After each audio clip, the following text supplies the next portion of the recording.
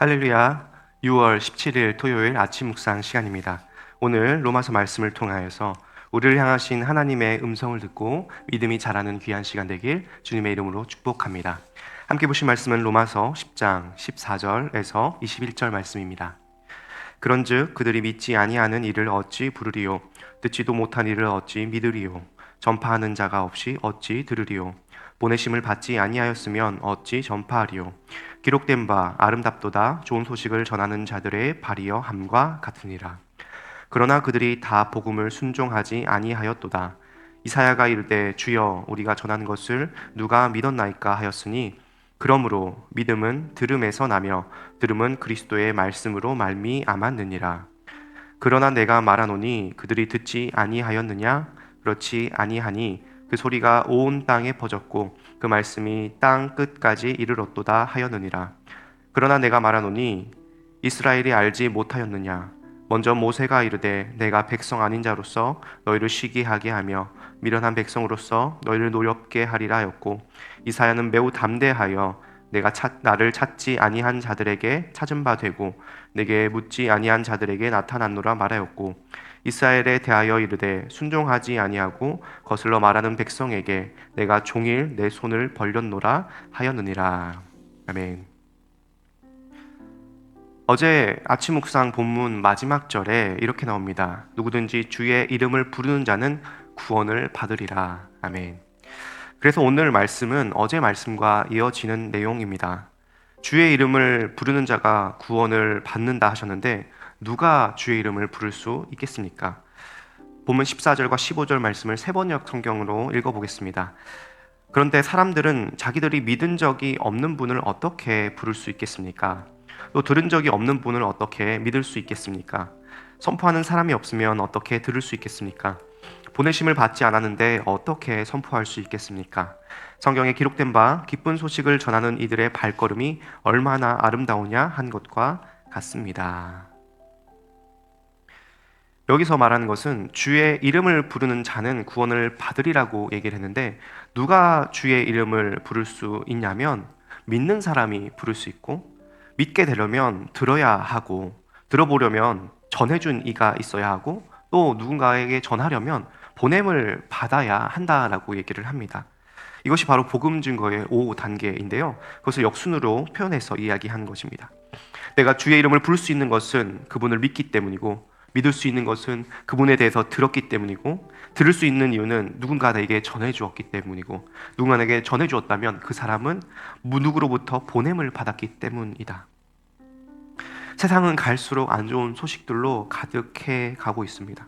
그러나 우리는 하나님의 사람들로서 복된 소식을 전하는 인생이 되어야 될 것입니다. 세상이 어두울수록 안타까워하지 말고 하나님 나라의 복음을 전하는 함께하는 교회 성도님들 다 되시길 주님의 이름으로 축원합니다. 오늘 이렇게 기쁜 소식을 전하는 이들의 발걸음, 좋은 소식을 전하는 이들의 발걸음이 아주 아름답다고 15절 후반부에 기록되어 있습니다. 기록된 바 아름답도다 좋은 소식을 전하는 자들의 발이여 함과 같으니라. 이 말씀의 배경이 되는 본문은 이사야서 52장 7절인데요. 이 말씀은 남유다가 우상 숭배로 타락하여서 하나님의 징계를 받아 바벨론의 포로로 끌려갔을 때 하나님께서 주신 말씀입니다. 하나님의 회복의 때가 이르러서 그들은 수십 년 만에 다시 고국에 돌아오게 된 것이죠. 그러면서 이사야가 외칩니다. 하나님의 회복의 때가 되었습니다. 하나님의 구원의 날이 이르렀습니다. 이 소식을 듣는데 사람들의 마음이 얼마나 기뻤겠습니까? 포로의 생활을 마치고 돌아오는 그들 마음이 참으로 즐거웠을 것입니다. 여러분, 그런데 만약에 전쟁도 끝나고 평화의 시대가 되었음에도 불구하고 이 소식을 듣지 못해서, 알지 못해서 불안과 공포 가운데 여전히 전쟁 중인 것처럼 살아가고 있는 사람이 있다면 얼마나 불쌍한 사람이겠습니까? 실제로 그런 사람이 있었습니다. 세계 제2차 세계대전이 끝났음에도 불구하고 필리핀의 루방이라는 섬에서 29년 동안 전쟁이 끝났다는 사실을 믿지 못한 채 살아갔던 일본인이 있습니다. 오노다 소이라는 사람이었는데요. 그는 일본군 장교 중 한 사람이었습니다. 1945년 2월 연합군이 필리핀 루방 섬에 왔었고 대부분의 일본군들을 포로로 잡아갔지만 그들 중에 몇몇 사람은 깊은 산속으로 도망쳤습니다. 그 중에 한 명이 오노다 소유였고, 그는 나머지 동료들이 다 죽었음에도 불구하고 29년 동안 정글에서 살아남아 혼자 버텼습니다. 종전 사실을 인정하지 않았습니다. 종전 이후에 이제 전쟁이 끝났습니다, 항복하십시오 라는 방송도 하고 전단지도 어마어마하게 뿌렸지만 그는 자신을 기만하기 위한 소식이라고, 전략이라고 생각을 했습니다. 그런데 옛 부하들이 그를 찾아와서 정말 전쟁이 끝났습니다 라고 얘기를 함에도 불구하고 그는 그 사실을 믿지 않았습니다. 30년째 되는 1974년도에 일본인 탐험가가 이야기를 듣고 그를 찾아갔습니다. 그리고 그를 조근조근 설득하기 시작했습니다. 그러자 그가 이제는 안심하고 종전 사실을 받아들인 것처럼 보였지만 한 가지 조건을 제시합니다. 그것은 무엇입니까? 자신의 직속 상관이 와서 항복 명령을 내려야지만이 자신은 근무지 이탈을 할 수 있다는 것이었습니다. 그래서 결국 자신의 직속 상관을 찾게 되었고, 다니고치 요심이라는 사람이 이 루방섬에 보냄을 받습니다. 그래서 그는 종전 소식을 오노다 소유에게 전했고, 그가 그 소식을 직속 상관에게 들었을 때에 그가 그 소식을 제대로 믿게 되었고 결국 자유의 몸이 되었습니다.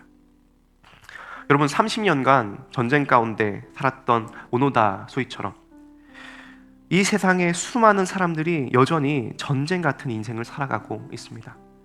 전쟁이 끝난 줄도 모르고 양육강식의 세상에서 하나님 나라의 평화의 복음의 소식을 듣지 못한 채 영혼과 육신의 피를 흘리며 괴로워하는 사람들이 이 세상에 너무나 많습니다. 경쟁과 성공의 욕심을 포기하지 못하고 살아가는 그 수많은 사람들, 그들에게 필요한 것이 바로 예수 그리스도의 복음의 소식입니다. 예수 그리스도께서 온 우주의 왕이 되시며 이 땅의 모든 죄와 사망의 전쟁을 끝내셨다. 십자가에서 다 이루셨다.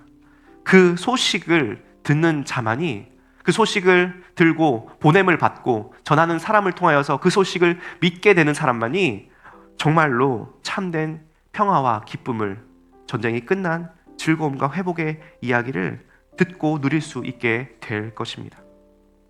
여러분, 누가 주님을 위하여서 또 고통 가운데 있는 그들을 위하여서 이 복음의 소식을 들고 가겠습니까?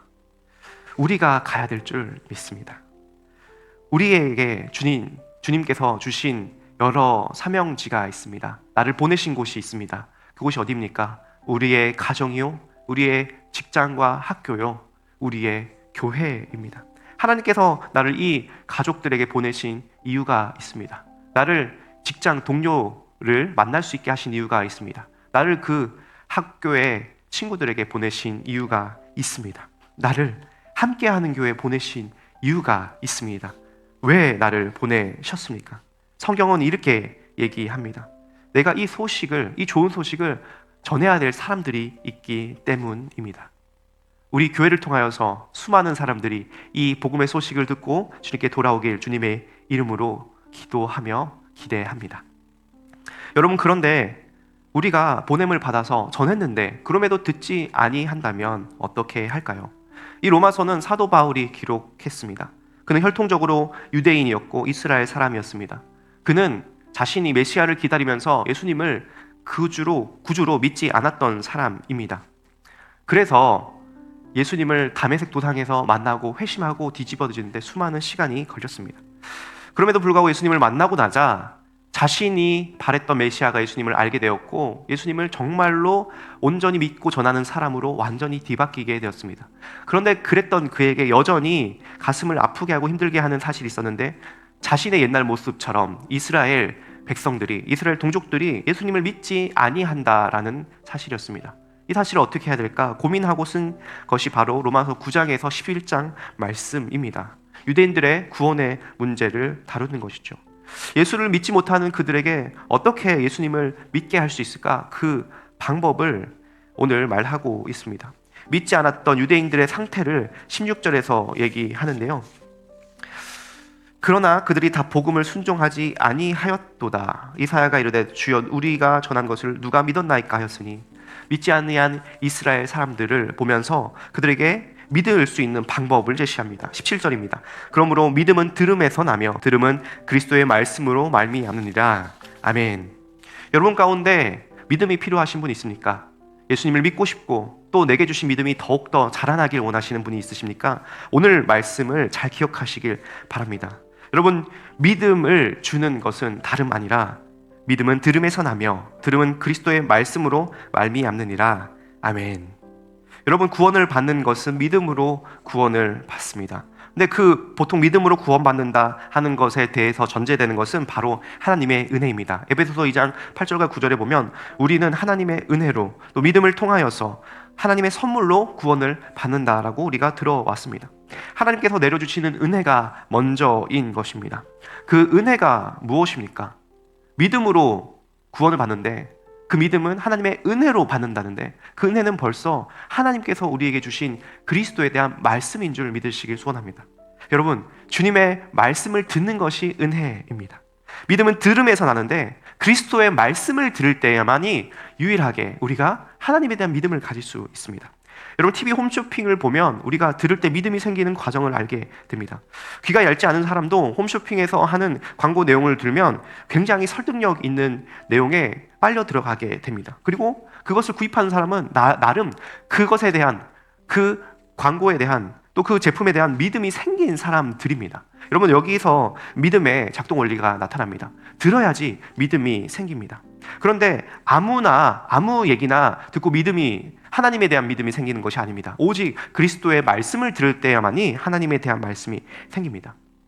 신약에서 보면 한 맹인이 예수님에 대한 얘기를 듣고 그분이면 나를 고칠 수 있겠다라고 생각하여서 예수님을 부르짖습니다. 다윗의 자손 예수여, 나를 불쌍히 여기소서. 그는 들었습니다. 예수님에 대한 소식을 들었고 그분의 하신 일들을 들었습니다. 그리고 듣고 나서 믿음이 생긴 것입니다. 아, 이분이면 나를 고칠 수 있으시겠다. 아, 이분은 다윗의 자손 메시아구나라는 믿음이 생겼습니다.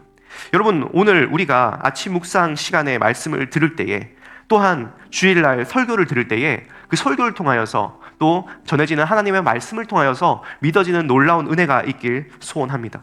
여러분, 어떻게 하면 듣고 주님에 대한 믿음이 생길 수 있겠습니까? 우리의 마음의 문을 열고 그분의 말씀에 순종하겠다라는 결단을 가지고 들을 때에 주님께서 우리에게 믿음을 선물로 주실 줄 믿습니다. 누구나 겸손하게 우리의 마음 문을 열고 주님께 반응할 때에 우리의 마음 문을 두드리시는 주님께서 그 열린 문으로, 열린 마음으로 그분의 말씀으로 들어오셔서 우리 마음 가운데 거하시며 우리 삶 가운데 믿음을 더하시는 놀라운 은혜와 축복이 우리 삶 가운데 있기를 간절히 축원합니다.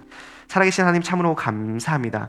거룩한 말씀을 우리 삶 가운데 허락하여 주셔서 귀로 듣게 하시고 입으로 고백하며 주를 시인하게 하시니 참으로 감사합니다. 주의 이름을 부른 자는 구원을 얻으리라 말씀하신 주님, 이 복음의 말씀을 우리가 들었습니다.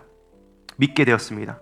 그리고 이 소식을 들을 수 있도록 수많은 선교사님들과 수많은 주변의 사람들을 사용하신 줄 믿습니다. 하나님, 이 복음의 소식 전해주신 것처럼 우리도 이 복음의 소식을 전하며 살아가게 하여 주시옵소서. 오늘도 이 말씀을 들을 때에 이 말씀이 믿어지고 이 복음의 소식이 누려지는 귀한 함께하는 성도님들 다 되게 하여 주시옵소서. 감사드리며 예수님의 이름으로 기도합니다. 아멘.